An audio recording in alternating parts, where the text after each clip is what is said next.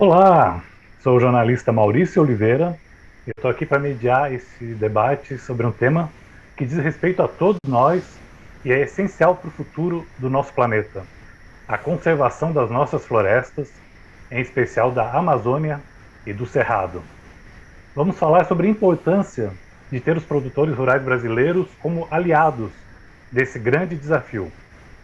Além da conscientização e da vigilância necessárias sobre o desmatamento ilegal, que certamente exige tolerância zero e a aplicação de todos os recursos possíveis de prevenção e de punição, é possível também ir além e evitar a supressão de áreas de mata que até poderiam ser derrubadas dentro da lei. Há um amplo território passível de ser suprimido e que, com incentivos econômicos, pode ser conservado. É esse o princípio do Conserve, mecanismo lançado há um ano pelo IPAM, Instituto de Pesquisa Ambiental da Amazônia. O Conserve é uma iniciativa que prevê o pagamento por serviços ambientais aos proprietários de terras. Ou seja, o produtor recebe um determinado valor em troca do benefício coletivo que está proporcionando ao conservar a floresta. Na conversa de hoje, vamos entender como funciona esse modelo e ouvir diferentes pontos de vista sobre o desafio de conservar a Amazônia e o Cerrado. Esta mesa redonda é uma edição especial do Diálogos Estadão Think, produção do Estadão Blue Studio, com o patrocínio do IPAM.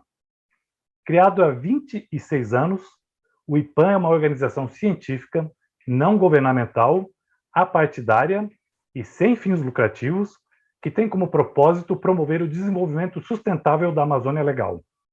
Você que está nos acompanhando ao vivo, pode mandar perguntas aos nossos debatedores.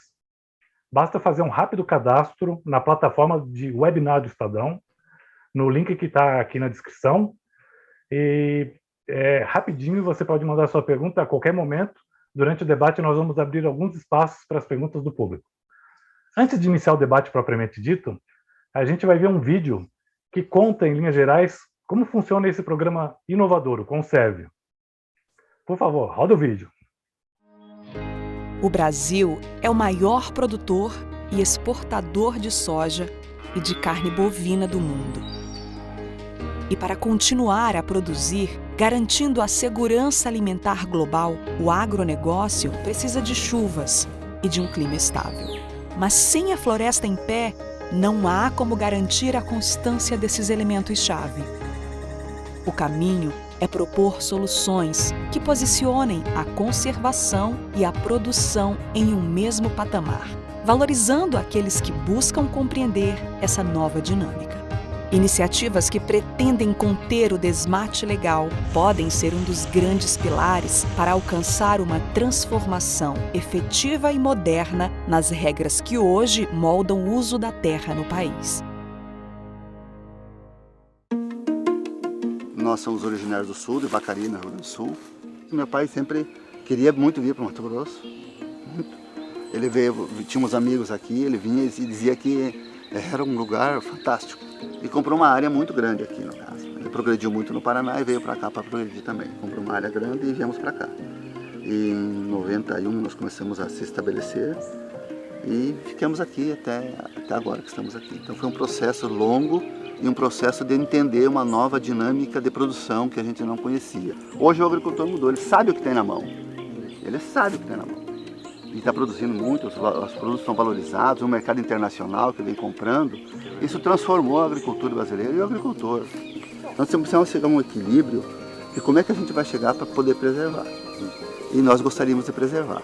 Eu gostaria de preservar. Eu tenho orgulho em preservar. Conserve é uma iniciativa liderada pelo IPAM que visa compensar produtores rurais pela conservação que eles fazem além do que é requerido por lei.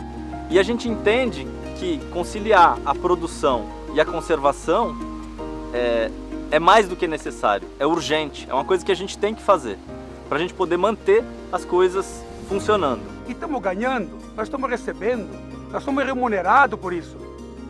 Eu aplico maior parte que eu ganho do IPAM, do projeto do Conserve, eu aplico na minha lavoura, calcário, adubação na área de pasto. Esse caminhão aqui foi o primeiro dinheiro que eu recebi do IPAM, fica ali em prontidão, para minhas áreas e para os meus vizinhos, para quem precisar. Estamos preparados com aeronaves, tudo para combater qualquer que pode acontecer um acidente do incêndio. Hoje o pecuarista antigo está perdendo espaço para aquele pecuarista moderno, que é o dono da lavoura de soja, que tem uma área de terra arenosa beirando o rio e que preserva o rio, porque deixa uma grande faixa de mata sem mexer e que cultiva aquela areia com tecnologia nova. Vamos preservar, vamos deixar as coisas do jeito que estão, vamos utilizar só o que é possível de ser utilizado para a produção e o resto conservação. Essa conservação ela é da mais alta importância. Esse binômio de mata com produção, com preservação, isso aí é o que vai mandar no futuro. Todo mundo lá fora vai enxergar que nós estamos preservando. É buscar maneiras de tratar de forma diferenciada aqueles que produzem com eficiência e ainda preservam. Para isso tudo temos que encontrar a fórmula perfeita. Eu creio que a remuneração para que se faça isso é um passo importante. Sim. E o projeto Conserve buscou, encontrou e está consolidando esse caminho. É aproveitar o que a gente já tem de área, né? E produzir mais, tanto o pasto para o boi como na parte da agricultura. O que eu consigo tirar para a agricultura e agregar para o boi sem ter que abrir mais áreas, entendeu? Eu vou começar a abrir e produção eu não vou ter nada, porque abrir terra não significa que eu estou produzindo naquela terra, né? Eu acho que tem que preservar. Eu fui sempre o cara que eu abri 40% só da área, né? Você pode ver as águas nossas ali, todas elas é preservada. Eu entendo que o projeto Conserve, ele tem uma natureza concreta de apresentação de resultados dentro de um processo de convencimento e de entendimento de que toda a produção primária tem que ser sustentável, seja na agricultura, seja na pecuária.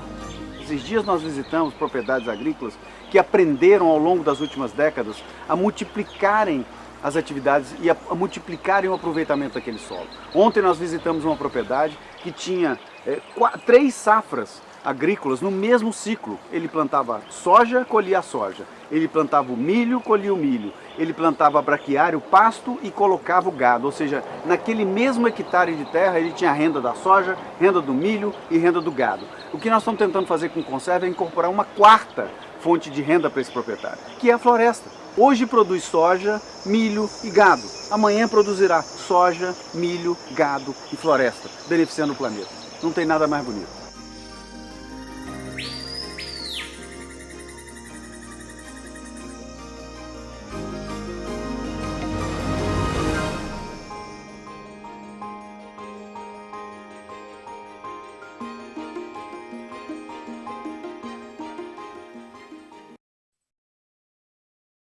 Muito bom. Agora que a gente já tem essa bela noção geral de como funciona o Conserve, eu gostaria de convidar o anfitrião do nosso debate, o André Guimarães, diretor executivo do IPAM, para o seu pronunciamento inicial, contando como surgiu a ideia e quais os resultados desse primeiro ano de funcionamento do Conserve. André, obrigado pela parceria, parabéns pelo aniversário tão relevante, um ano de Conserve. A palavra é sua. Muito obrigado, Maurício. Obrigado ao Estadão por essa parceria que nos permite estar aqui conversando sobre esse projeto, essa iniciativa tão importante, tão relevante nessa conjuntura que a gente está vivendo hoje, que é a necessidade de compatibilizar a conservação de florestas com a produção. E é exatamente aí que está localizado a nossa iniciativa Conserve.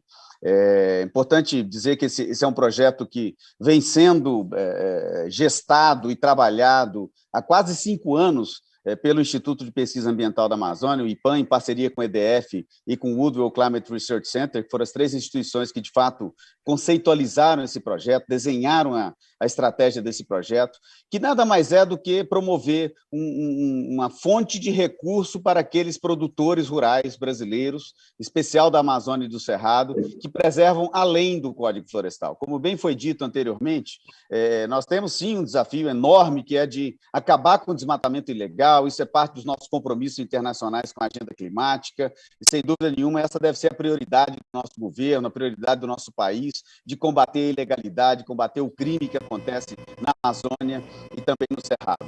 Mas, para além desse combate à ilegalidade, a gente também precisa de criar os instrumentos financeiros, né, para poder estimular produtores a irem além do que o Código Florestal exige, a irem além do que a lei brasileira exige, né, que são lá os 30% de reserva legal no Cerrado, os 80% de reserva legal na Amazônia. Muitos produtores ainda têm ativos, né, como a gente chama no Conserve, que podem ser preservados. Só que hoje na legislação brasileira, no arcabouço jurídico brasileiro, a gente tem muito poucos, quiçá nenhum incentivo para esses produtores que desejam ir além da lei. E o Conserve nasceu exatamente disso, ou seja, nasceu dentro desse olhar, né? Nós somos uma instituição de pesquisa, tá? Então não somos um banco, a gente não almeja, enfim, ter milhões e bilhões e bilhões de dólares para remunerar todos os produtores que têm interesse nisso, mas nós decidimos fazer o experimento. O Conserve nada mais é do que um experimento a céu aberto, que, enfim, com apoio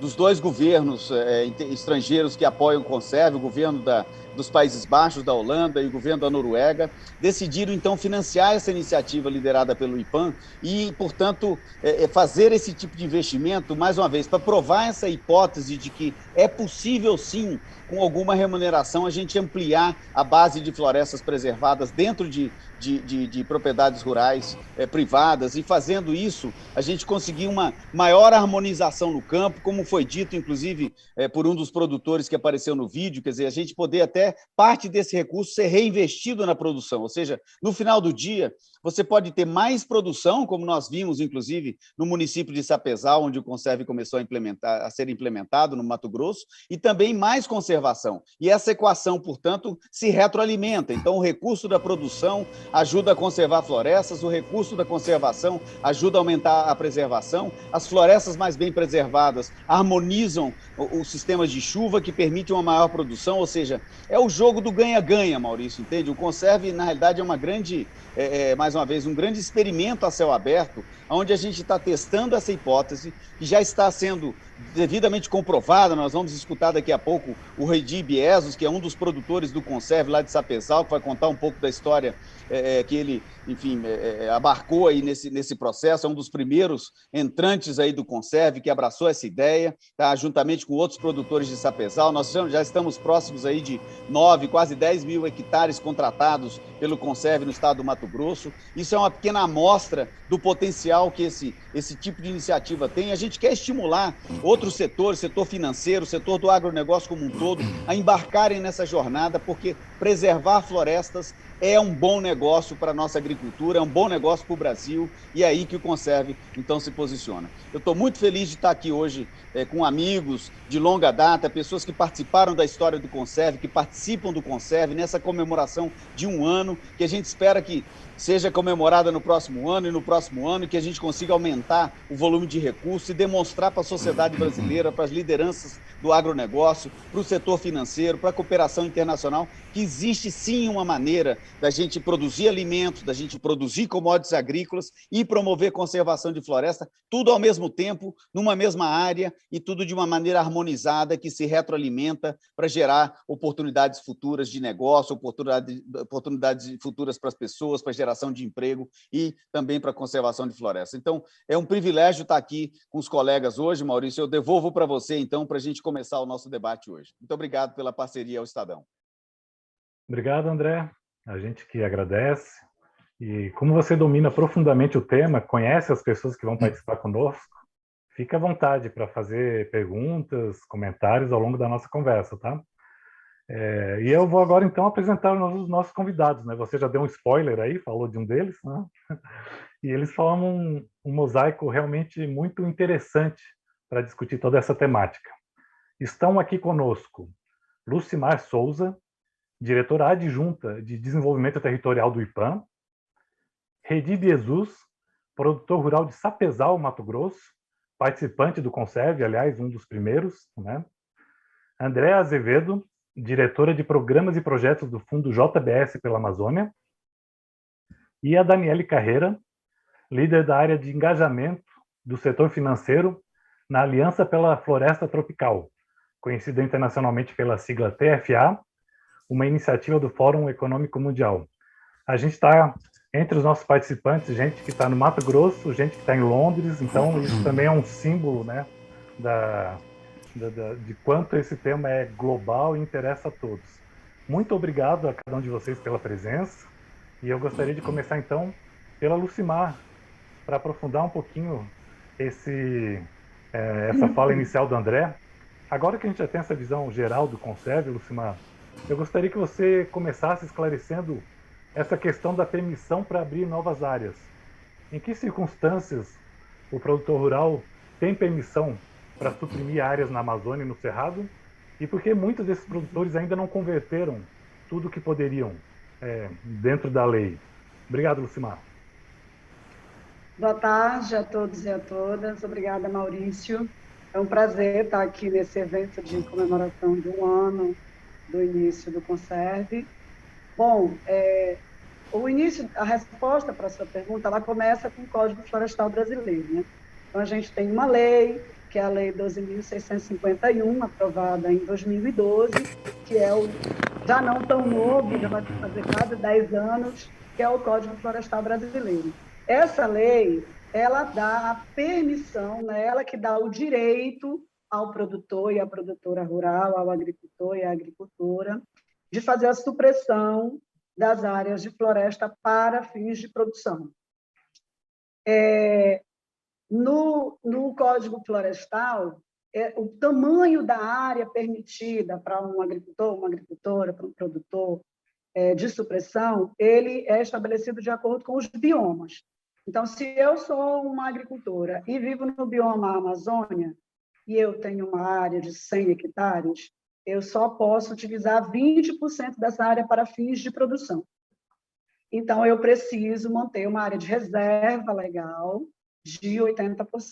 Se eu sou um agricultor, uma agricultora, um produtor, uma produtora, no bioma cerrado, eu tenho que manter uma reserva legal de aproximadamente 35% e tenho que manter a reserva legal. Eu trabalho, mantenho uma reserva legal de 35% e posso trabalhar, utilizar para fins produtivos os restantes dessa área. Então, a conversa ela começa aqui.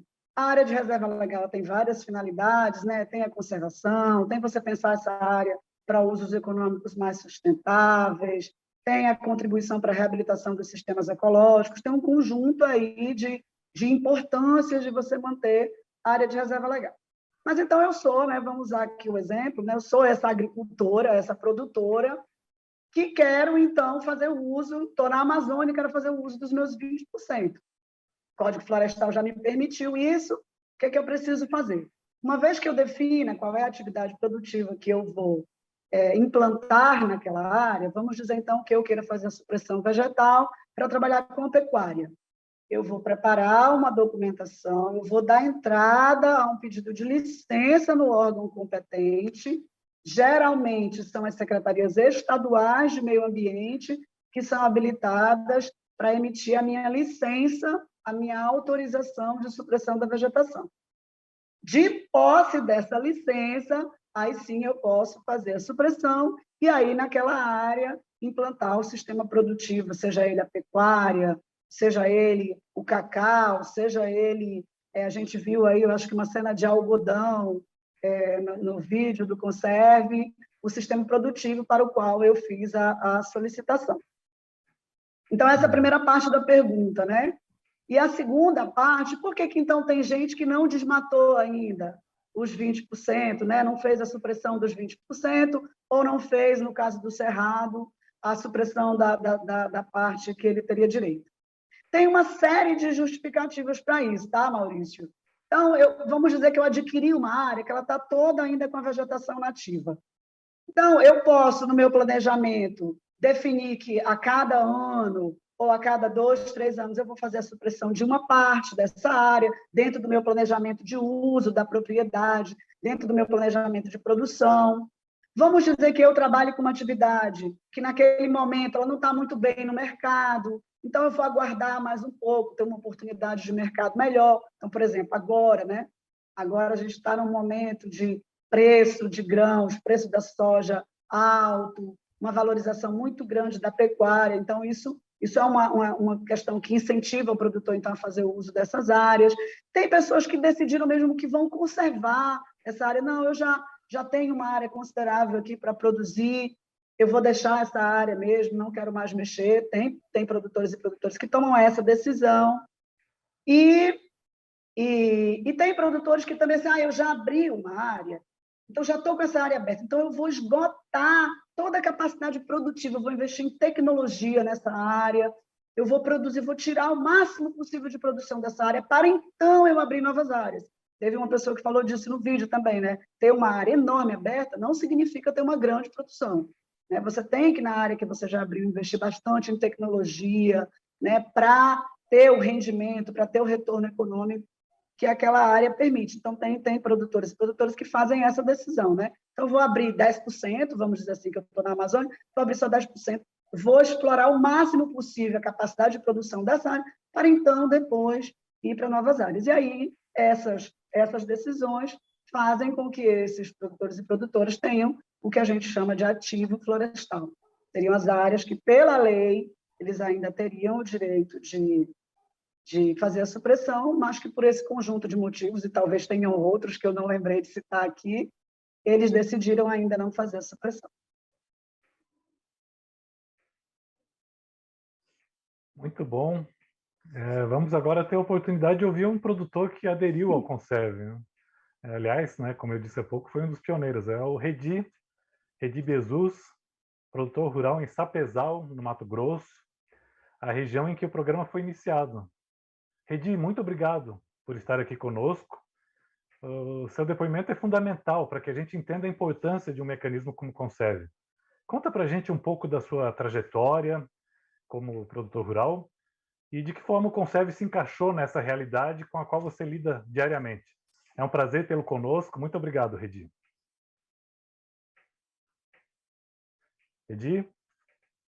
Microfone?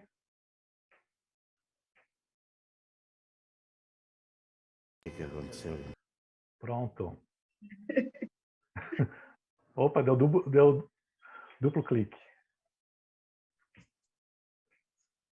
Ok?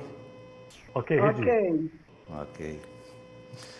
Boa tarde, Maurício. Eu que agradeço pela oportunidade de estar falando com pessoas tão qualificadas e tão seletas, né? E também aproveito para agradecer ao André Guimarães e toda a equipe por nos dar a oportunidade de participar desse projeto que ouvíamos falar há tantos anos, há tanto tempo, né? Há muitos anos eu ouço falar em crédito de carbono ou compensação financeira para preservação e não via nada disso acontecer. Muito bem, fui convidado para uma reunião onde estava o André, a equipe toda do Conserve, nos expuseram todo o plano do projeto e imediatamente aderimos, porque não deixava de ser um anseio nosso. E vinha de encontro também ao comentário feito pela Lucimar, que a gente vem explorando a propriedade de forma responsável, buscando produzir o máximo possível dentro da área que já está ocupada. E ainda tínhamos uma parcela muito importante, passível de abertura dentro da lei, né? Mas também sempre morou dentro da gente o desejo de preservar um pouco mais, quem sabe a gente possa passar isso adiante, né? Para as próximas gerações, para os filhos, para os netos, e até para demonstrar para o mundo que é possível fazer as duas coisas, conciliar as duas coisas, explorar o máximo possível, termos uma grande produção e, ao mesmo tempo, preservarmos algo a mais do que a lei nos permite ou nos obriga, digamos assim. Não deixa de ser um prazer pessoal participar de um projeto tão importante, tão bonito e tão benéfico para todos, né? Vamos ver se conseguimos aí atender os anseios. Estamos, com certeza, é uma nova caminhada, a gente vai ter que aprender muita coisa também, melhorar, buscarmos melhorar todas as nossas atividades, a forma de cuidar e preservar. E o projeto, vejo que foi muito feliz por ser implantado nessa região onde está aqui, no caso de Sapezal, que é onde eu moro. Eu estou falando da fazenda com vocês, falando da fazenda. A região de Sapezal, até onde eu tenho conhecimento, faz uma das explorações mais intensivas possíveis de produção de grãos, de pluma, né? E da mais diversificado tipo de grão, além da pecuária.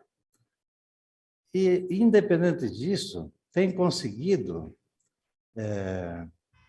preservar ou respeitar as áreas de reserva legal, as margens de rio, fazendo com que a gente possa presenciar durante o ano todo aqui águas limpas, que não tem influência de assoreamento. Na época da chuva, a água não turva, não suja, ela se mantém limpa o ano todo. Então, eu vejo que o projeto nascer assim dentro de uma região como esta é muito importante, porque a gente, se conseguirmos contribuir à altura, vamos conseguir demonstrar que é possível, sim, produzir e, ao mesmo tempo, preservar. Alguns foram ao limite permitido, né? Produzindo com grande intensidade, outros ainda mantêm reservas passíveis de derrubada, mas o mais importante é que, mesmo indo ao limite máximo, se conseguiu por aqui preservar nascentes, margens de rios e águas limpas, que é uma forma de mostrar que tudo é possível, né? Conciliando bem, é possível alcançarmos o objetivo pleno em todos os seus limites, né? Muito bem, acho que era isso que eu tinha que comentar, assim, inicialmente. Depois estarei aberto a responder alguns outros questionamentos, se for o caso. Vai ter mais, sim, Edi. O Maurício, eu posso roubar um pouco da linha aqui, porque eu queria fazer aqui um depoimento pessoal, na realidade, porque há cerca de 3 semanas atrás, eu, o Marcelo Stabile, que é o líder do Conserve, meu colega no IPAM, estivemos, e outros colegas também, estivemos lá em Sapezal e visitamos a propriedade do Redi. Aquele comentário que eu fiz no vídeo, Maurício, tá? Quando eu falei da minha surpresa, inclusive, como engenheiro agrônomo, tá? Esqueci de comentar que eu sou engenheiro agrônomo e fiquei muito bem impressionado com isso aqui que o Redi falou, ou seja, a competência dos agricultores daquela região em realmente utilizarem de uma forma muito racional a terra, ou seja, é a produção de soja que é encadeada com milho, que é encadeada com a pastagem. Isso eu vi na propriedade do Redi, ou seja, eu acho que tem um aspecto simbólico de termos aqui o Redi, porque o Redi é um produtor agrícola, é um agricultor brasileiro competente, que muito nos orgulha, e este agricultor competente hoje, pelas próprias palavras dele, como nós estamos vendo, agora está embarcando num processo de conservação, ou seja, isso é importante da gente, acho que tem 2 aspectos aqui que eu queria ressaltar. O primeiro é a troca, é o aprendizado, ou seja, é o ambiental aprendendo com o produtivo aprendendo com o ambiental. Não existe regra pronta para a sustentabilidade, nós estamos construindo, escrevendo o manual da sustentabilidade. Então, esse tipo de interação, em primeiro lugar, acho que é muito importante de ser ressaltado. Tá? E o segundo aspecto que advém deste é a gente se inspirar, ou seja, eu acho que eu posso dizer, né, Redi, que eu digo por mim, quer dizer, a gente se inspirou com você, se inspirou ao ver aquela eficiência produtiva no campo, e certamente que você, que os agricultores lá locais, eu arrisco dizer, também tem se inspirado nas trocas com a nossa equipe para a gente construir, enfim, um futuro mais harmonioso entre conservar e produzir. Então, para além dos reais que são pagos, dos contratos que são feitos, ou dos hectares que são preservados, nós estamos falando aqui de um processo conceitual que vai certamente colocar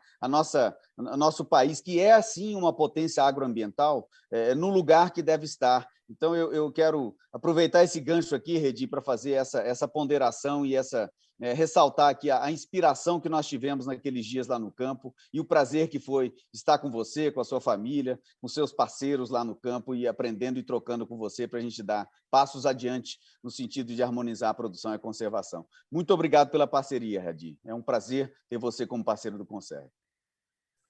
Prazer é meu em participar do Conserve, como falei inicialmente, pela importância que tem esse projeto e pelo que nós poderemos demonstrar, né, ao longo dessa parceria, no período todo. Vamos estar abertos para contribuir e para aprender muita coisa, né? E eu creio que o momento é esse, não só para a gente, mas para o mundo. É a hora de nos darmos as mãos, não adianta ficar um apontando o dedo para o outro, apontando os defeitos e reclamando de tudo, né? Acusando. Eu acho que temos que nos dar as mãos e nos unir para produzirmos o máximo possível, porque a humanidade precisa disso. Eu creio que, pela pouca experiência que eu tenho, estamos aí provocando com muita frequência uma crise alimentar, né? E, ao mesmo tempo, temos que ter a responsabilidade de preservar para que possamos viver num planeta muito melhor, né? A qualidade de vida seja ótima para todos, né? Isso aí, obrigado. Maravilha, Redi. Que bom ter o seu depoimento aí diretamente de Sapezal, em Mato Grosso, não no Mato Grosso, como eu falei há pouco, né? Eu já fui corrigido, mas a força do hábito, às vezes, né, nos prega peças. Eu queria agora falar com a Andréa Azevedo, diretora de Programas e Projetos do Fundo JBS pela Amazônia. Obrigado também pela presença, Andréa. Você, inclusive, trabalhou no IPAM, né, e ajudou a construir os primeiros passos do Conserve. Como é que é agora, olhando de fora, essa ideia do pagamento por serviços ambientais? É um caminho promissor dar escala a esse tipo de projeto? O que você tem a dizer sobre essa experiência agora de fora? Legal, obrigada, gente, pelo convite. Obrigada, André, Marcelo, Lucimar, enfim, todos os colegas do IPAM, de estar aqui, né, conversando com vocês, todos os outros convidados. Redi, eu também estou em Mato Grosso, aqui no sul do estado, em Rondonópolis, então a gente compartilha de algumas coisas em comum, entre elas a minha família também é de produtores, e aqui quando o André estava falando e você, eu lembro muito bem que uma vez eu virei para o meu pai, que faleceu, vai fazer 1 ano, falei, pai, mato ainda vai virar dinheiro, escuta isso daí. E é isso que a gente está vendo na prática, né? Que bom, tomara que isso se expanda. Bom, além de ser filha de produtor, eu virei uma especialista, né? Se é que existe algum especialista nisso, mas fui estudar, justamente porque eu achava que é totalmente compatível, tem que ser compatível você trabalhar com sustentabilidade e com a produção. Então, isso me incomodou, porque na época não tinha uma dicotomia muito grande, como até hoje algumas pessoas acham que tem, e eu fui fazer biologia, estudar economia, enfim, eu fui atrás de respostas que, obviamente, tem. Cada vez que você vai atrás de uma resposta, você vem com mais, pelo menos, uma dúzia de perguntas, então isso não acaba nunca, né? Graças a Deus. E passei uma parte considerável da minha vida profissional estudando essa questão do desmatamento na Amazônia, né? Dentre elas, uma parte considerável aí, onde eu produzi muita coisa junto com o IPAM, até o ano de 2016. E o que a gente vê, na verdade, o que o Redi traz é uma coisa muito bacana mesmo, porque tradicionalmente o desmatamento ele é carregado com desincentivos, né? Então, assim, você tem a fiscalização, sempre a restrição de mercado, moratória, etc., e que tem que ter mesmo, né? Porque é ilegal, mas na verdade quem fazia certo ou quem ia até além do que se pedia na legislação, como a Lucimar explicou no código, nunca teve muito espaço, nunca teve muita... Não tinha instrumento, na verdade, né? E tem muito pouco ainda. O Código Florestal, lá, quando foi escrito em 2012, teve o famoso artigo 41, que se predispõe a isso, quer dizer, esse artigo 41 é a nossa caixa... a nossa caixa não de Pandora, né? Essa nossa caixa de coisas boas e de incentivos, mas de fato que ainda tem um processo para ser implementado. Então, hoje no Brasil, quando a gente olha o potencial para o Brasil todo de desmatamento legal, mesmo com toda a restrição que algumas pessoas dizem que o código tem, a gente ainda tem um potencial de desmatar 88 ou 80 milhões de hectares, né? Quando a gente olha para a Amazônia, são ainda 8, quase 9 milhões de hectares passíveis de serem desmatados legalmente.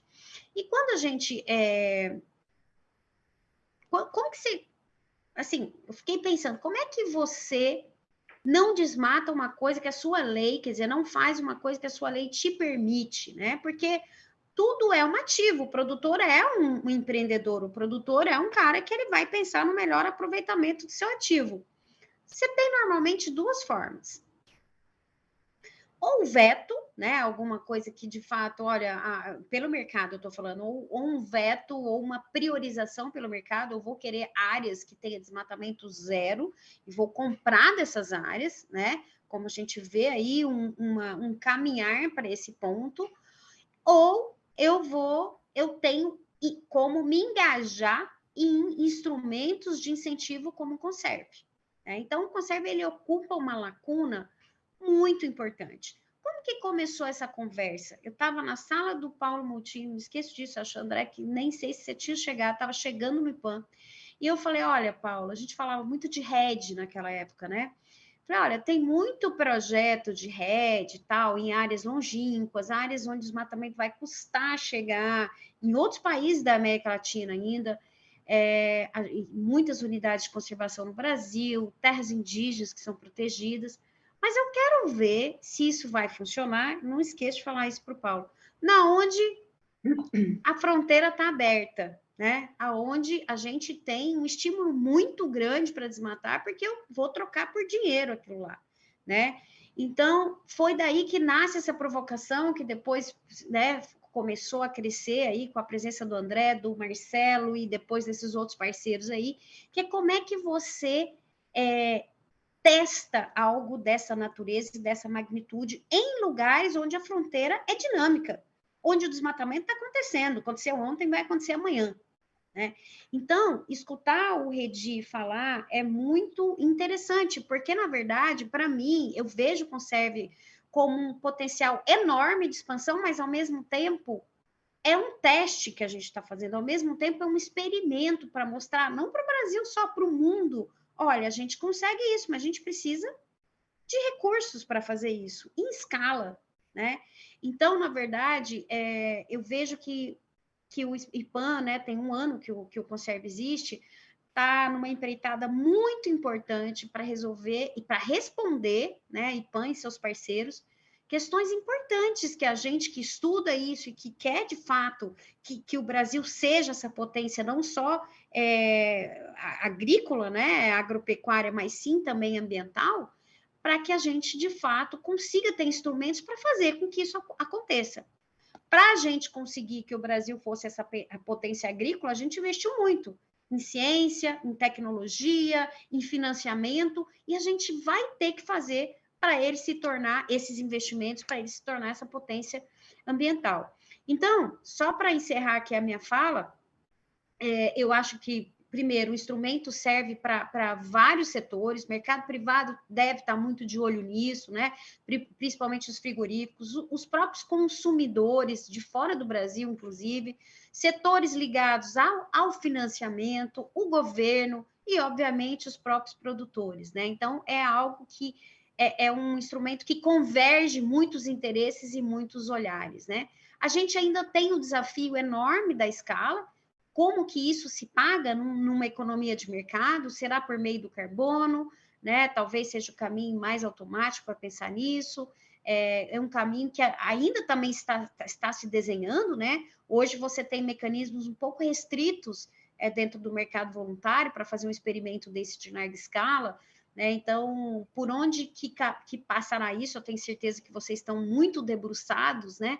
Qual que é a quantidade de recursos necessários, aonde a gente deveria priorizar, né? Seria na Amazônia, seria no Cerrado, o custo-oportunidade de algumas áreas a gente sabe que é muito grande, mas em outras nem tanto. E aí eu fecharia, né, com alguns pontos bastante importantes. Eu coloco 5. Primeiro, necessidade existe, sem sombra de dúvida. Isso a gente sempre sonhou com que houvesse alguma coisa. E se o produtor, falando do lugar do produtor, claro que ele sempre vai fazer uma análise econômica para decidir não desmatar ou desmatar. Mas como o próprio Redi disse, ele tem prazer em preservar e ganhar dinheiro com isso. Então, obviamente, que se eu melhoro para mim e melhoro para o mundo, por que eu não escolho essa opção? Né? Então, isso é o primeiro ponto. Necessidade existe, o produtor quer isso na maioria das vezes. precisa de ser um instrumento flexível. Então, por exemplo, eu não consigo achar que o produtor vai fazer um contrato de muitos anos, né? Como são alguns de RED hoje no mercado voluntário, 20, 30 anos. O produtor, ele tem uma visão de curtíssimo e curto prazo, e o mercado é muito volátil. Hoje o seu Rede vai concordar comigo, o preço, por exemplo, da arroba do boi caiu para caramba, tem 30, 40 dias, com essa questão da China ter parado de importar, e temos essas questões. Está caindo? Eu estou ouvindo bem. Não sei para os outros como está. Tá ótimo. Então, tem que ser um instrumento flexível para essa tomada de decisão, né? Para o produtor realmente ter o espaço dele de decidir. Ainda, o terceiro ponto, a gente tem que explorar um pouco mais os mercados que podem e querem pagar por isso, né? Super importante, quero muito escutar a Daniele também sobre isso. Um quarto ponto, que é geral para esses instrumentos, é a permanência. Super importante testar a eficácia de instrumentos como esse, inclusive quando se interrompe o pagamento, o que acontece, né? E, além disso, pensando aí em propriedades menores, agricultura familiar ou outros campos que envolvem áreas mais conservadas, né? Como que a gente poderia pensar de compor adicionalmente essa renda do PSA? No caso de pequenos produtores, tem um potencial enorme para as cadeias da sócio-bio, né? Mas ainda está longe dessas cadeias estarem estruturadas. A madeira nativa segue sendo um desafio, né, por conta da ilegalidade, mas com certeza tem como tentar fazer um combo a depender das regiões, né?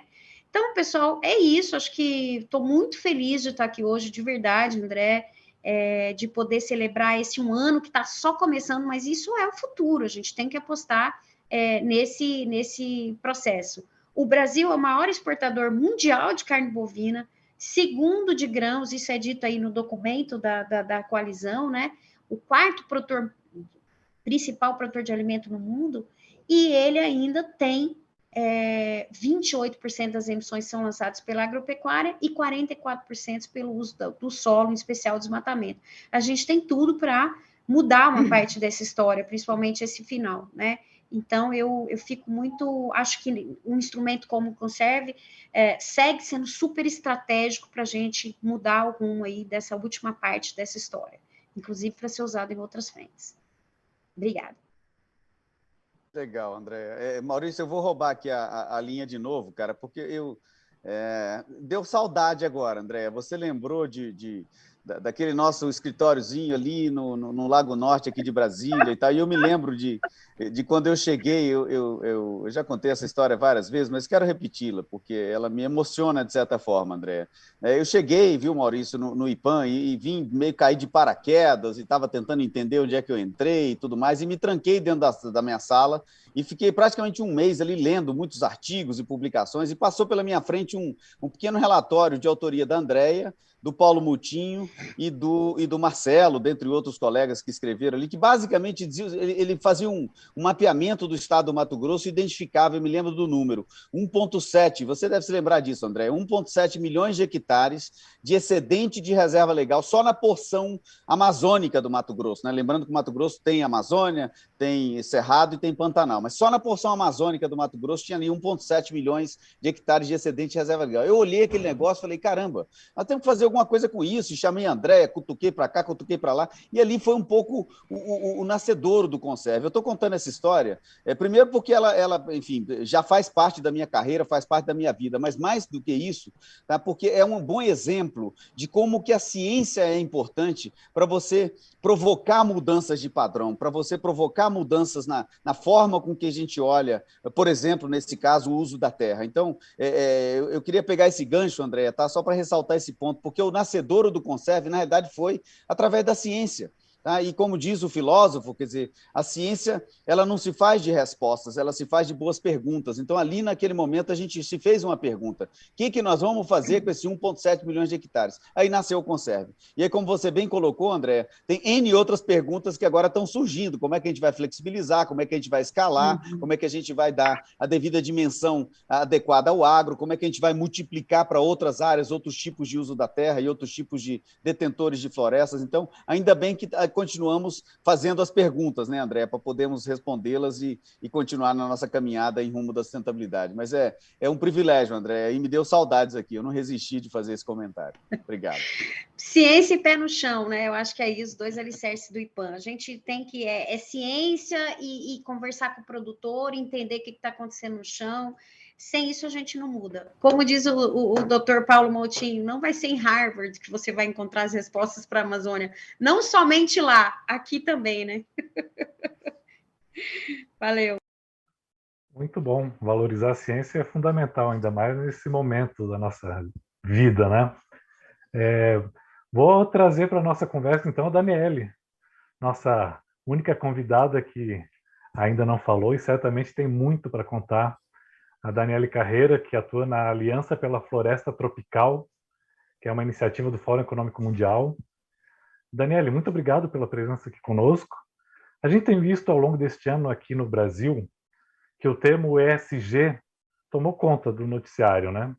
Trata-se das iniciais de ambiental, social e governança, um conjunto de indicadores de sustentabilidade que as empresas, né, precisam seguir caso queiram se manter atraentes para os investidores. Até que ponto essa preocupação, Daniele, que nasceu no mercado financeiro, né, já resulta em iniciativas efetivas de conservação das florestas tropicais, em especial da Amazônia e do Cerrado, que a gente está falando aqui, né? Qual é o termômetro que você tem ao lidar globalmente com essa questão? Maurício, muito obrigada. André, muito obrigada pelo convite. Um prazer estar aqui hoje. Eu estou tão feliz de ouvir tanta coisa boa. Eu precisava. A gente está precisando de notícia boa. Mas sim, o ESG nasceu, o mercado financeiro. Eu acho que uma coisa muito importante da gente distinguir no momento, quando a gente fala de mercado financeiro, né, se a gente pensar no setor de alimentos, tem vários atores, tá? Mercado financeiro tem bancos, tem fundos de pensão, tem gestores de ativo, cada um tem seu papel. Eu acho que é muito importante, antes, assim, a gente separar, né, essa coisa grande que é o mercado financeiro. E o ESG, né, que você falou, eu acho que foi muito usado, tem quase 10 anos, tá, que eu trabalho nessa área de florestas e mercado financeiro. Não é uma coisa nova, tá? Essa preocupação com a floresta já existe há muito tempo. Eu lembro que quando eu comecei há 10 anos atrás, existia uma preocupação enorme na Indonésia, Malásia, com produção do óleo de palma e tudo mais. E hoje em dia, né, chamou muita atenção o setor da pecuária, soja no Brasil, ligado à, né, conversão de terra e tudo mais. Mas eu acho que assim, o fator ESG hoje, assim, sempre foi muito usado para uma gestão de risco, tá? Quando a gente pensa em floresta, antigamente, a gente falava no risco de desmatamento. O que é o risco de desmatamento? É um risco climático, é um risco para a biodiversidade, é um risco para a água, é um risco para comunidades locais. Então, assim, tem um risco reputacional muito grande ligado ao risco de desmatamento. E o setor financeiro, e aqui eu estou falando muito dos investidores, né, fundos de pensão, gestores de ativo do mundo inteiro, olhavam para esses setores, né, de produção de alimentos, de commodities, e falavam no alto risco. Recentemente, né, vieram os SDGs, né, o ODS. Como é que o setor privado pode criar valor, né, verdadeiro na economia real? E eu acho que hoje em dia, nos últimos 10 anos, o que eu tenho percebido é que essa questão de gestão de risco está aí muito forte, muito existente, mas investidores querem ter um impacto real, positivo na economia também.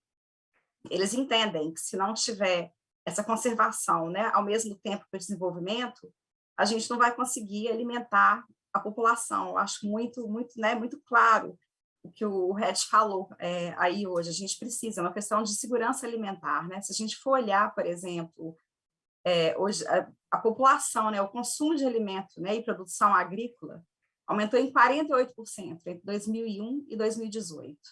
Foi mais que o dobro da taxa de aumento da população humana. E em 2030, a gente está esperando 1,8 bilhões de pessoas entrarem para a classe média mundial, o que vai impulsionar ainda mais a demanda por alimentos e commodities, né, agrícola. Então, assim, hoje em dia, os investidores, sim, estão começando a pensar, tá? Acho que, como a Andrea falou, ainda é um desafio para esse mercado começar a se envolver e começar a apoiar esse tipo de iniciativa que é tão importante para a gente, né? Escala é muito grande para trazer escala de dinheiro também, mas eu acho que isso está mudando, tá? Por causa dessa mudança de mentalidade. O setor privado hoje tem muito mais uma obrigação, não é só fazer lucro, tem que ajudar a população também, tem que ajudar comunidades, é parte disso hoje em dia. É uma coisa muito clara. E um projeto, né, que eu estou trabalhando agora, no momento, chama Innovative Finance for the Amazon Cerrado and Chaco, IFAC. A gente está olhando muito isso, na verdade, sabe? Trazer os bancos para criarem instrumentos financeiros que vão permitir os agricultores a cultivar em terra degradada, por exemplo. A gente já tem terra aberta, como a gente já ouviu falar aí, e está tendo muito interesse. Esse projeto foi anunciado há 2 meses, aliás, 1 mês e meio atrás. Hoje tem um grande número de investidores que estão envolvidos no projeto, vai ser anunciado daqui a algumas semanas na COP. Então, eu acho que isso está mudando. Não vai ser fácil, como a gente ouviu aqui agora, mas essa mudança de mentalidade vai, com certeza, permitir que a gente chegue lá, eu tenho certeza disso. Posso explorar a Daniele aqui um pouquinho, Maurício, porque a gente sempre já conversou várias vezes, né, Daniele, sobre enfim, esses movimentos que o setor financeiro faz, e a gente viu, eu me lembro, há 2 ou 3 anos atrás, que 3 anos atrás, durante a Semana do Clima de Nova York, houve ali uma série de movimentos de instituições financeiras ameaçando e até algumas delas boicotando o Brasil por conta do desmatamento da Amazônia e tudo mais. E eu me lembro de participar de algumas reuniões e dizer o seguinte: olha, vocês boicotaram, é um direito, quer dizer, você bota o dinheiro de vocês onde vocês quiserem. Agora, se vocês quiserem resolver o problema, tá, vocês podem até boicotar, mas vocês têm que dizer também aonde vocês vão investir, ou seja, olhar também o lado, ok, eu estou tirando o meu dinheiro pelo medo do risco, né, como você bem colocou, Dani, mas eu estou também, né, e essa era a minha argumentação lá, eu estou também dizendo aonde eu vou investir, aonde eu estou enxergando oportunidades. Você vê uma evolução, Dani, nesses últimos anos nesse sentido? Quer dizer, o pessoal, além de olhar, obviamente a gente está aprimorando ferramentas de análise de risco, isso é natural, modelos matemáticos estão surgindo, né, a gente está tendo mais ciência, mais informação sobre clima, por exemplo, e, portanto, os modelos de tomada de decisão de investimento estão sendo sofisticados em função de melhores análises de risco, mas há também uma melhor clareza sobre as oportunidades. Você concorda, Dani, com isso? Você enxerga 100%, isso? 100%. Eu acho, eu pessoalmente, eu estou falando como Daniele, que eu sou totalmente contra o boicote. Tá? Eu acho que a gente tem que, no momento, trabalhar coletivamente para poder mudar o setor sistematicamente é muito importante. E hoje em dia a gente já vê, né, muita empresa que está mudando o modelo de negócio e que tá mostrando para o setor financeiro que é possível. Então, eu acho, assim, eu estava conversando com alguns investidores outro dia, exatamente essa questão de ESG versus ODS, tá? E a gente sempre focou muito no impacto, né? O impacto negativo, né? É o uso da água, é a emissão, é tudo isso. E hoje em dia, quando a gente conversa com o investidor, né, que está investindo em 5.000, 10.000 empresas ao redor do mundo inteiro, eles me falaram assim: a gente quer, sim, apoiar as empresas que estão mudando, né? Estão apoiando essa transição para a sustentabilidade. E o que eu estou começando a perceber é que eles estão pedindo muito de empresa assim, tá, você está fazendo isso, qual que é o impacto positivo? Como é que você pode mudar o seu reporting, entendeu? Em vez de falar que você usa esse tanto de água, quanto você está conservando? Qual que é a ação positiva que você está fazendo? Então, eu acho que isso está mudando, sim. Eu acho que a gente viu também o setor, né, de energia, óleo e gás, esse movimento de boicote, vamos tirar dinheiro, aquela coisa toda. Emissão diminuiu? Não. Entendeu? No mundo real, diminuiu? Não diminuiu. Então, assim, eu acho que grandes empresas que a gente considerava como parte do problema, elas são parte da solução. E a gente tem que apoiar essa transição. E eu acho que isso é muito claro. Um caveat que a gente tem aqui é que a gente vê, né, que essa parte de engajamento, né, que eles chamam de active ownership ou stewardship, né, assim, vamos engajar, vamos apoiar, nós somos donos dos ativos e precisamos de apoiar essa transição. Se um investidor está engajando com uma empresa há 2, 3, 4 anos e ele não está vendo a mudança, aí sim, eu acho que ele desiste, entendeu? E fala, bom, essa empresa não vai mudar, entendeu? Não vai sair de onde está.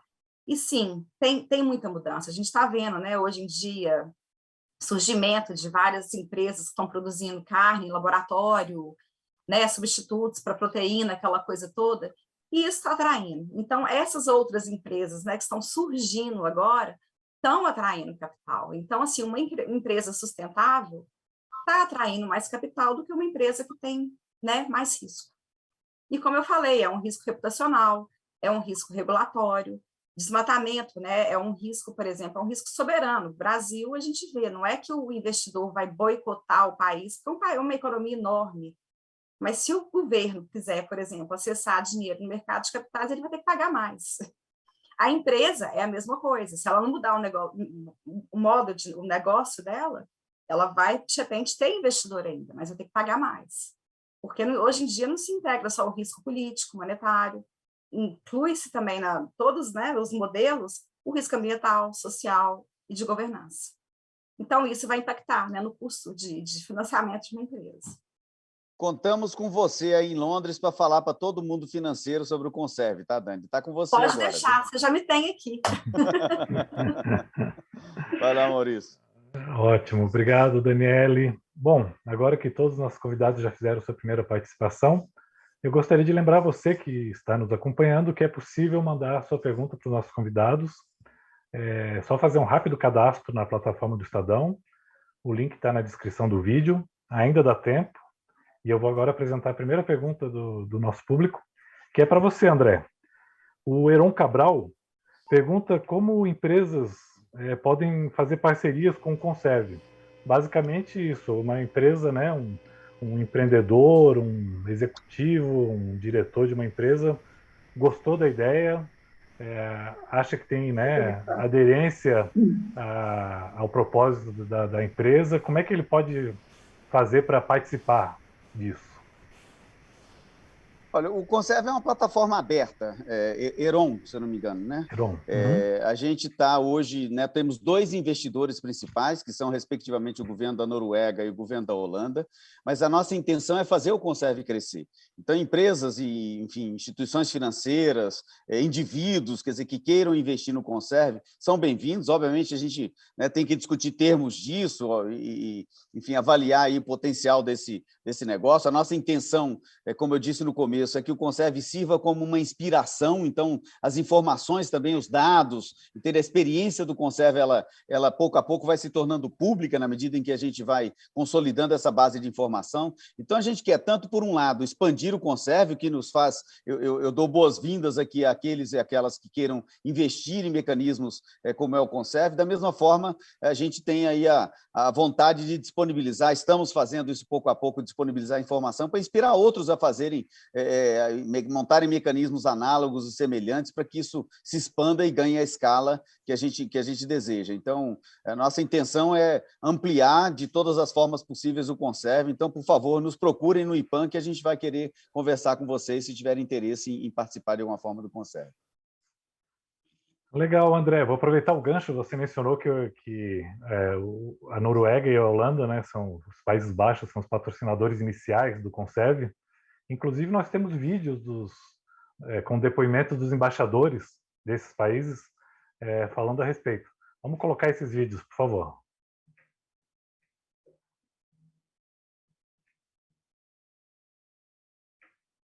As florestas tropicais tornam o planeta habitável. Pesquisa recente mostra que a savanização da Amazônia igualmente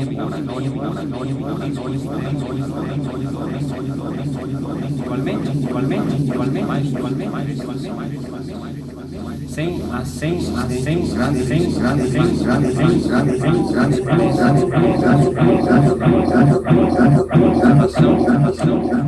reflorestamento são essenciais para o alcance dos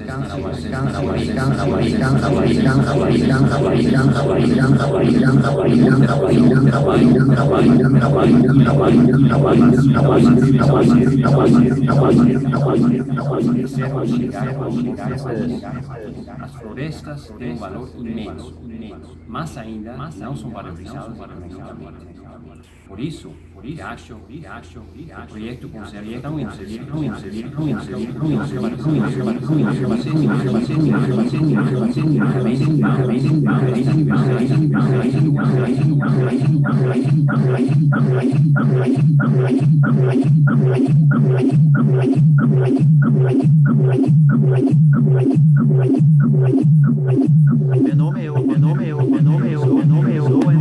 Não sei se é possível parar, Maurício, e recomeçar, porque o pessoal está se queixando de que não está conseguindo ouvir. Não está funcionando. Eu estava em dúvida se era só entre nós aqui. Não, ela fora também. A legenda funciona, mas não tá. Eu vou pedir aqui para eles repassarem caso tenha dado ruim, tá? Mas aí eu vou pedir mais um pouco para frente, tá? Isso. And those who produce together. In our case, this connection has aggregated value to our biodiversity. As florestas tropicais tornam o planeta habitável. Pesquisa recente mostra que a savanização da Amazônia expõe 11,5 milhões de pessoas ao risco extremo de calor até 2100. Igualmente, para os Países Baixos, as florestas são importantes. Sem as existe um grande risco que a parte do meu país desapareça devido à subida do nível do mar. Conservação e reflorestamento são essenciais para o alcance dos SDGs, ou ODS, os Objetivos do Desenvolvimento Sustentável. Muita atenção vai para o desmatamento ilegal, mas não se deve esquecer o desmatamento legal, se quisermos chegar ao Acordo de Paris. As florestas têm um valor imenso, mas ainda não são valorizadas economicamente. Por isso que acho o projeto Conserve tão interessante. Estou curioso para saber o que vocês acham do modelo econômico. Parabéns, IPAM, por este aniversário. Continuam o bom trabalho.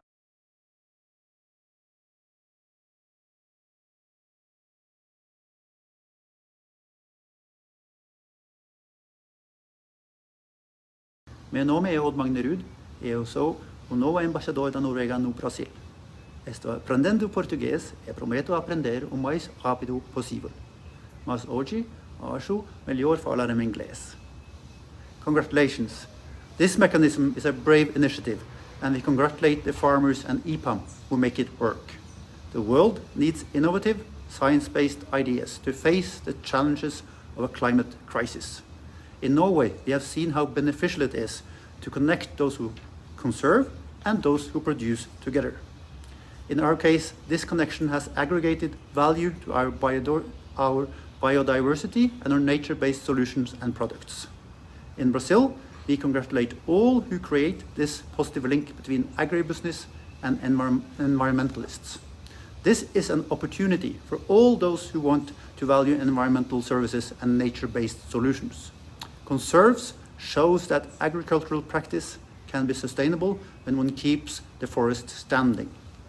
It shows that the forest assets equals positive economic, ecological, and social advantages. It also shows that it is not necessary to deforest to earn money. And it's proof that biodiversity is not just a word, but an asset. Manter a floresta em pé é ótimo negócio. É bom para o clima e possibilitar o desenvolvimento sustentável. Parabéns a todos e todas envolvidos. Obrigado pela sua atenção.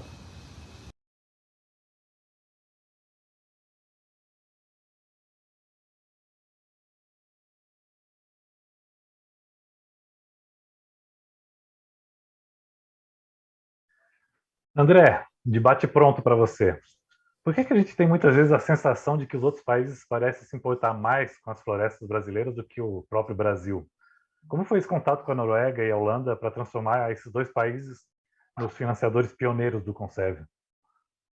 Acho que é uma sensação, Maurício. No fundo das contas, acho que o mundo inteiro hoje está preocupado com as florestas. Eu gosto de dizer que o mundo, inclusive o Brasil, em grande dimensão, está comprador das florestas em pé.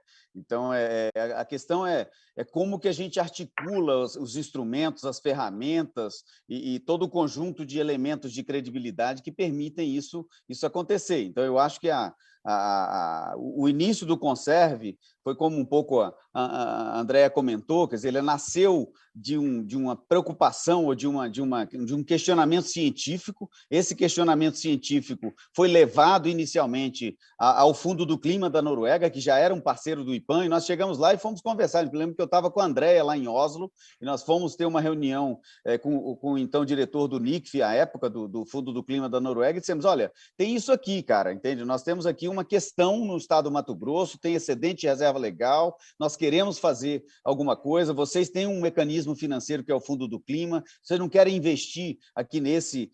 Foi tão simples quanto isso, e eles, então, depois de algum tempo, decidiram, fizemos um pré-investimento, na realidade, importante dizer, eu esqueci de comentar, nós ficamos 3 anos financiados pelo Fundo do Clima da Noruega e pela CLUA, que é um conjunto de fundações que nos permitiu fazer uma série de estudos que geraram, inclusive, a consolidação, aí, a consubstanciação do Conserve. Então, foi um trabalho exaustivo, liderado pelo Marcelo Stabile, mais uma vez, e a sua equipe, que levou a gente a chegar ao Conserve. Então, inicialmente, tivemos o apoio dessa fundação, a CLUA, juntamente com o Fundo do Clima da Noruega. Depois, nós voltamos, então, para esse investidor, né, conversamos com vários países, e aí, nesse processo de diálogo com vários países, a gente, então, atraiu o interesse da Holanda, que decidiu também cofinanciar o fundo. Então, eu acho que foi um processo natural de identificação entre o IPAN, os seus parceiros e aquele momento desses países que estavam interessados em investir em floresta. Mas eu acho que isso poderiam ter sido outros países, poderia ter sido a Alemanha com os Estados Unidos, poderia ter sido a França,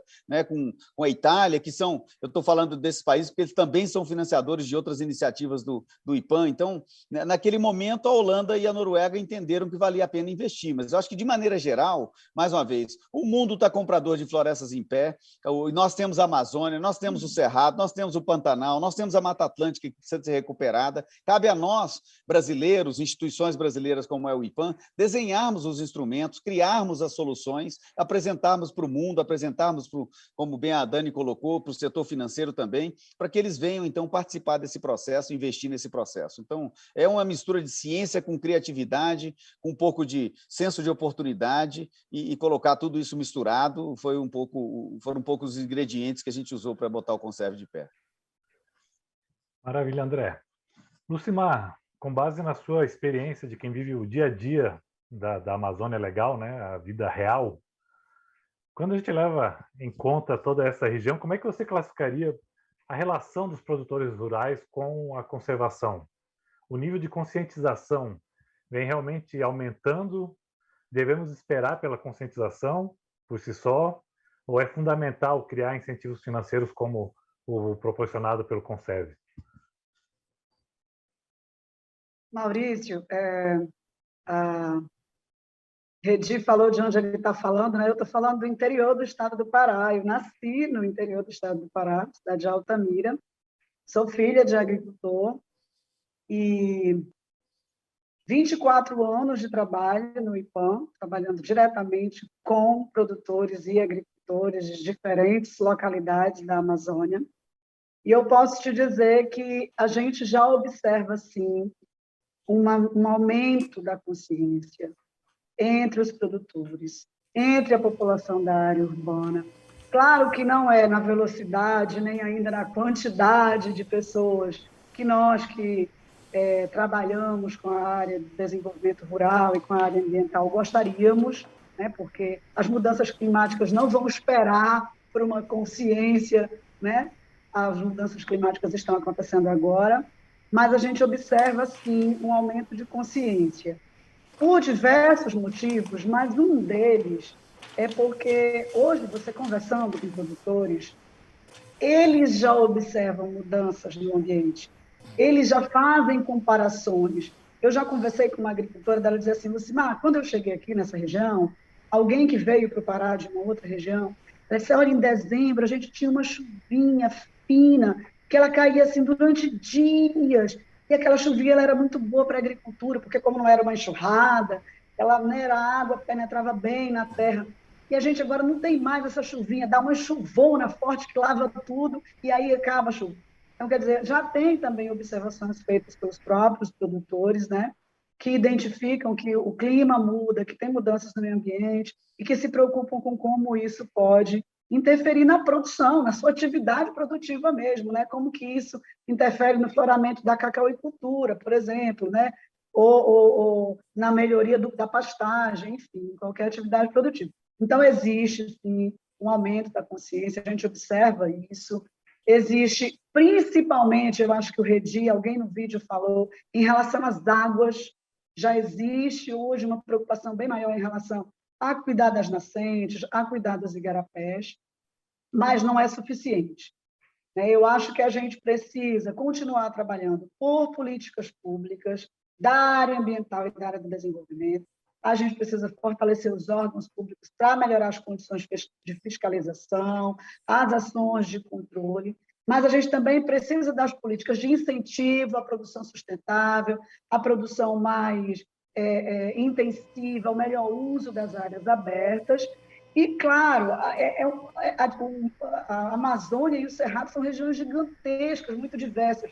Então, a gente precisa pensar um conjunto de iniciativas e de soluções. O Conserve é uma dessas proposições, tem outros modelos, outras instituições testando outros mecanismos, né, André? Outros arranjos que são necessários e que são fundamentais e que respondem por uma parte da diversidade do desafio que a gente tem. Então, é isso. Redi, nessa mesma linha da consciência geral dos produtores, qual é a sua sensação na troca, né, de informações com outros produtores, empresas, clientes, fornecedores? Qual é a sua visão geral sobre esse nível de conscientização atual dos produtores rurais sobre a necessidade de manter a floresta em pé? O nível de consciência melhorou muito nos últimos anos, sem dúvida nenhuma, né? Tanto é que aqui na região onde eu atuo, percebe-se essa consciência claramente. Ninguém aceitaria desmatamento além dos limites para que se perdesse, por exemplo, a qualidade da água, né? Mas a Daniela colocou muito bem também. Todos têm consciência desse novo momento, dessa forma de atuar que precisamos implementar, mas, ao mesmo tempo, temos que entender que a fazenda é um empreendimento e ela precisa de resultado econômico, né? Então, dentro disso, explora-se o máximo que se pode na atividade agrícola e tendo a oportunidade de preservar com compensação financeira, sem dúvida nenhuma, a adesão vai ser muito grande, porque essa consciência que existe hoje vai ser um facilitador muito grande. E nesse aspecto, sempre comentei com o André, creio que a nossa responsabilidade é enorme. Entramos no projeto, nós somos uma primeira leva de produtores que apostou nesse caminho, né? Mas temos a responsabilidade de fazer tudo isso dar certo.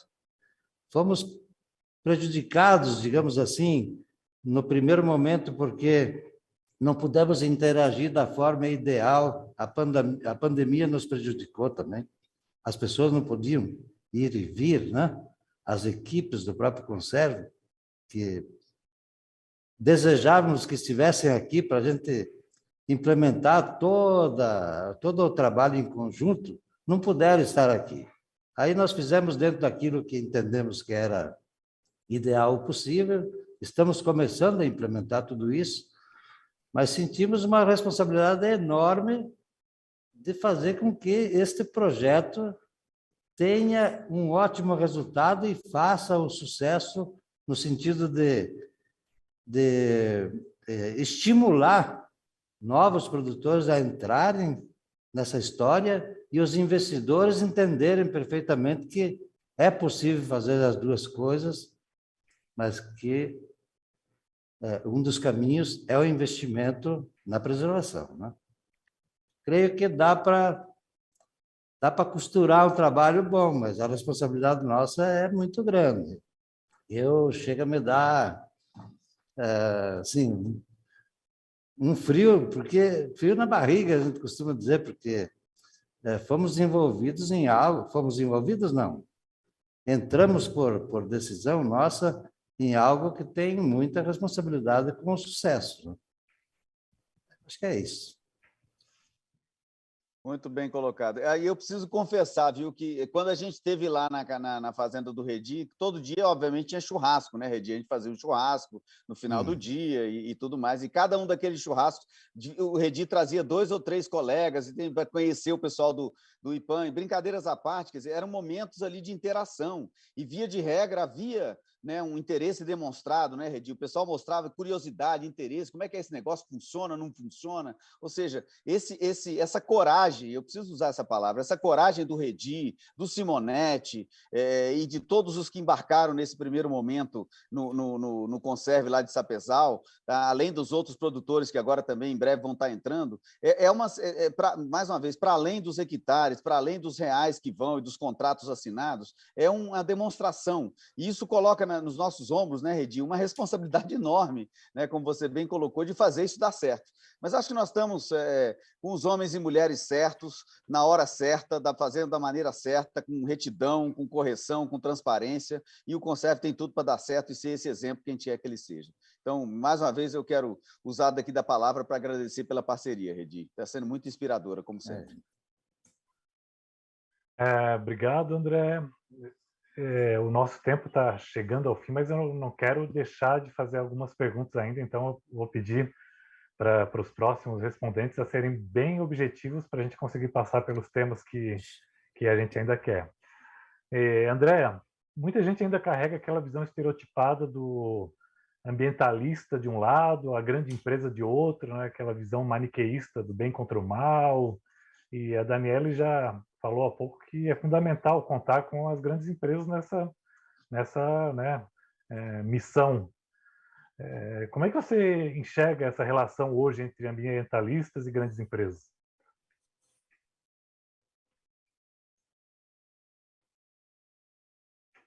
Pronto, estava sem som. Bom, eu acho que, na verdade, a gente tem...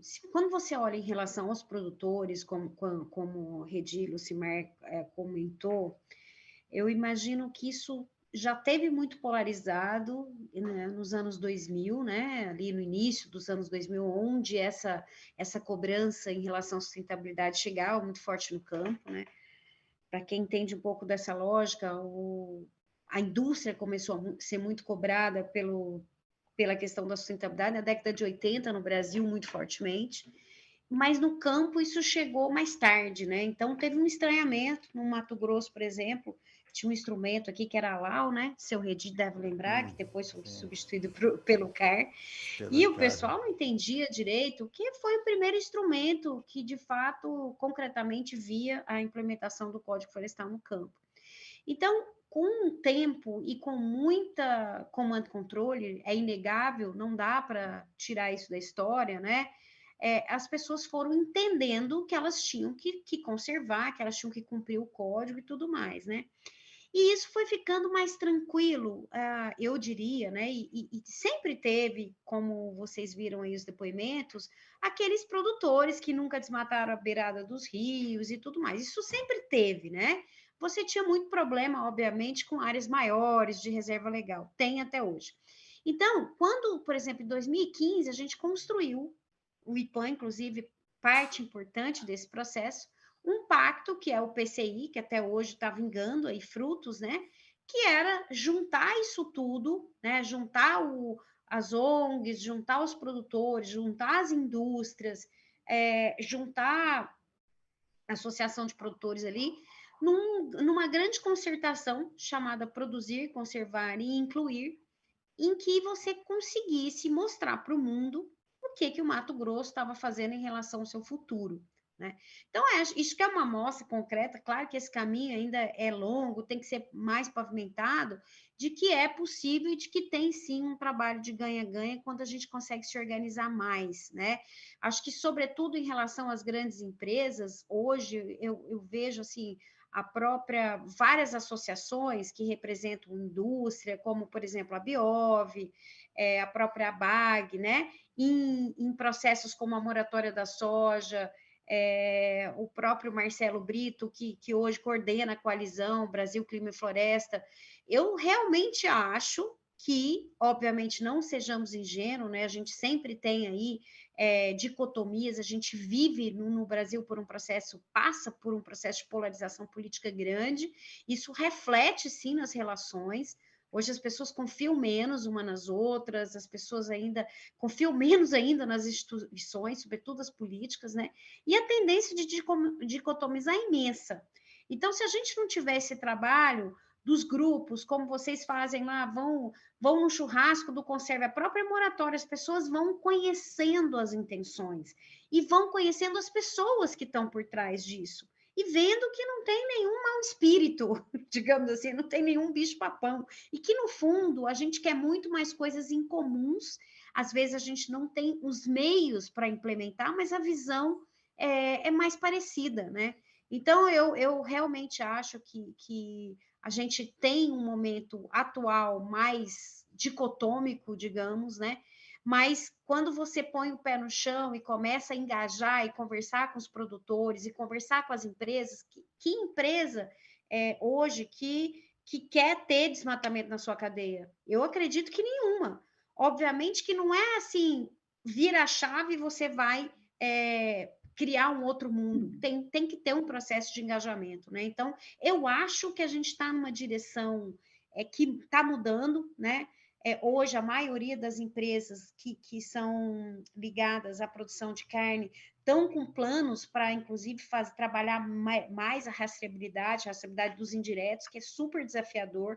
Então, eu creio, assim, realmente que tem, sobretudo em relação às empresas, uma convergência bastante grande aí com a ciência, com o que tem se falado sobre a ciência do clima, com organizações como o IPAM, Imaflora e outros, né, que estão muito dispostas a ajudar a encontrar caminhos e soluções. Acho que tem abertura dessas empresas, e tanto que hoje você vê a coalizão é um grupo, né, formado ali, e tem muitas parcerias bilaterais, ONGs ajudando empresas e vice-versa, e também isso está começando a chegar mais e mais no campo. Já a gente vê há um tempo, né, isso, a ciência, por exemplo, o Mauro é um cara de Minas, é um produtor de Paragominas ali, que sempre só tinha o Mauro para falar de produtor. Hoje a gente já tem o Redi e muitos outros do Conserve que virão, né? Então está aumentando aí a nossa safra.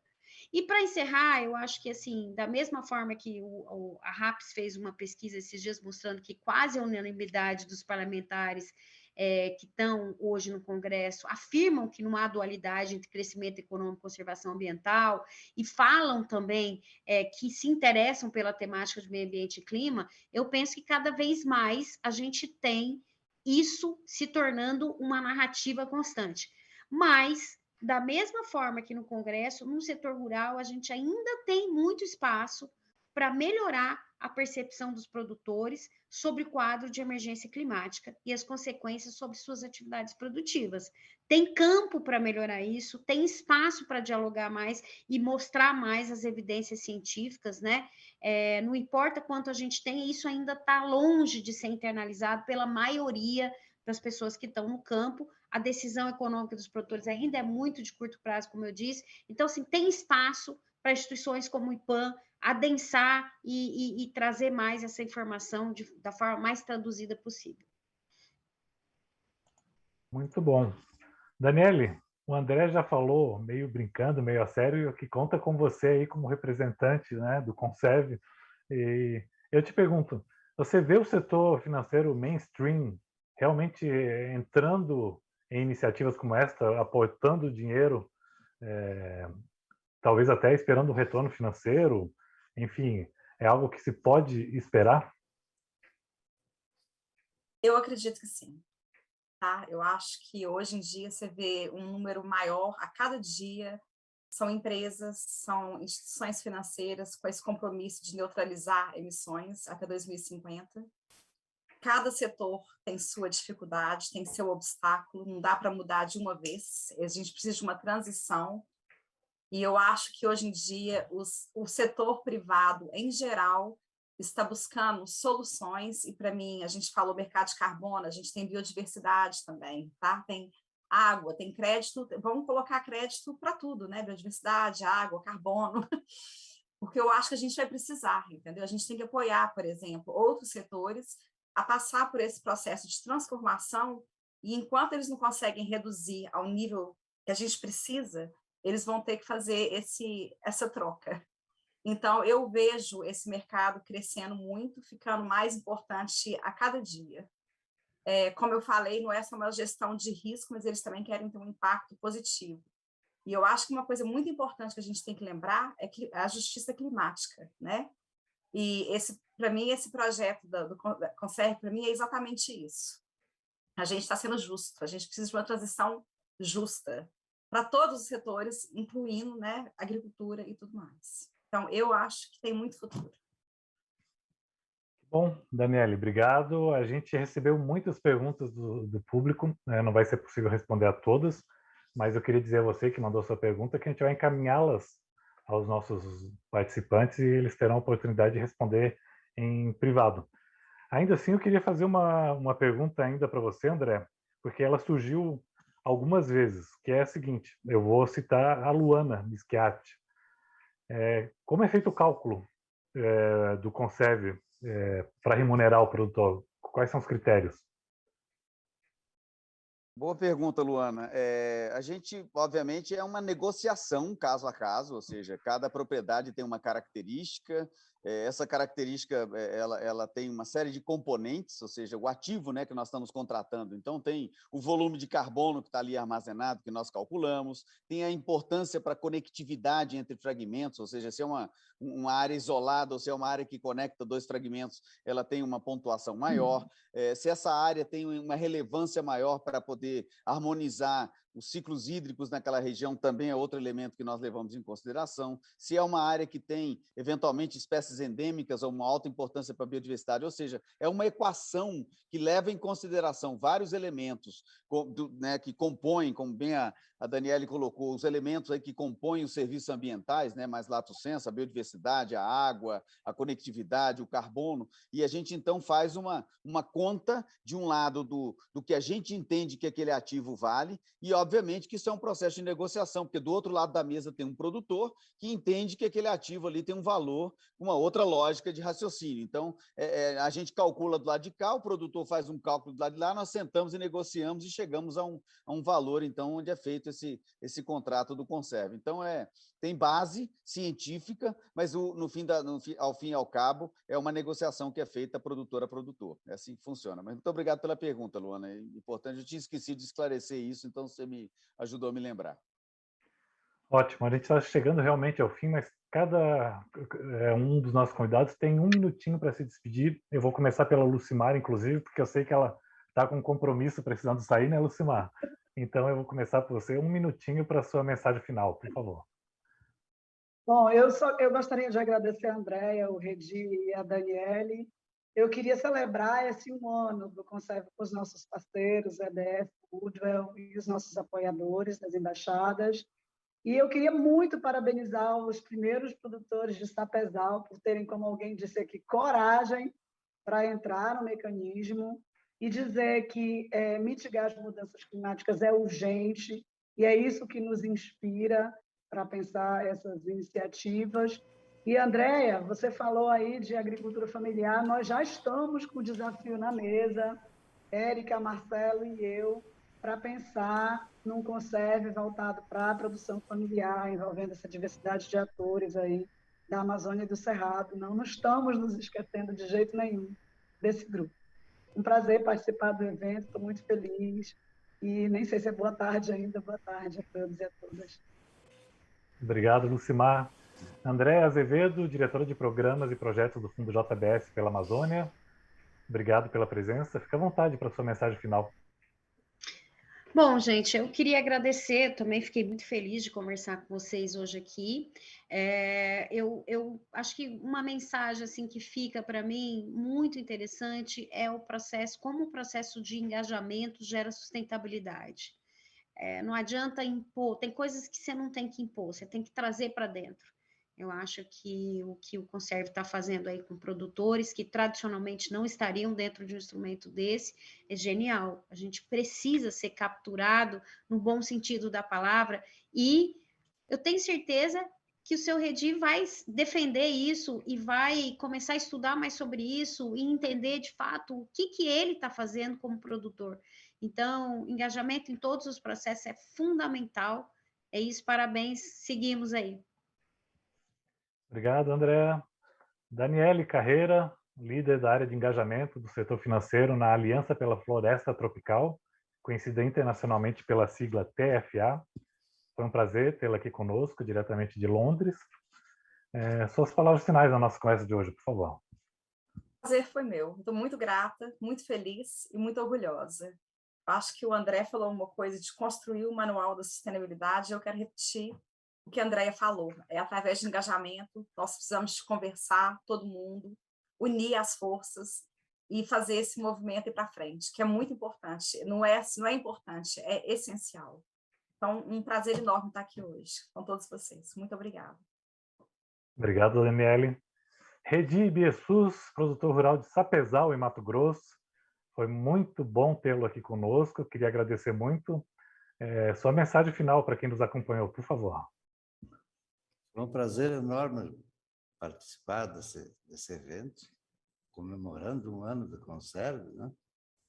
Ao mesmo tempo preocupado, porque é a primeira participação dessa natureza que eu faço, então nem sempre consigo, né, expressar todos os meus sentimentos e os meus raciocínios, talvez, mas dizer que a gente está com todo o entusiasmo com esse projeto, com o projeto Conserve, por quê? Um pouco de consciência a gente já sempre teve. Eu já vi nascentes vivas morrerem e serem recuperadas com os erros que a gente comete ao longo da vida. Por isso mesmo sei a importância que tem a preservação, a proteção, né?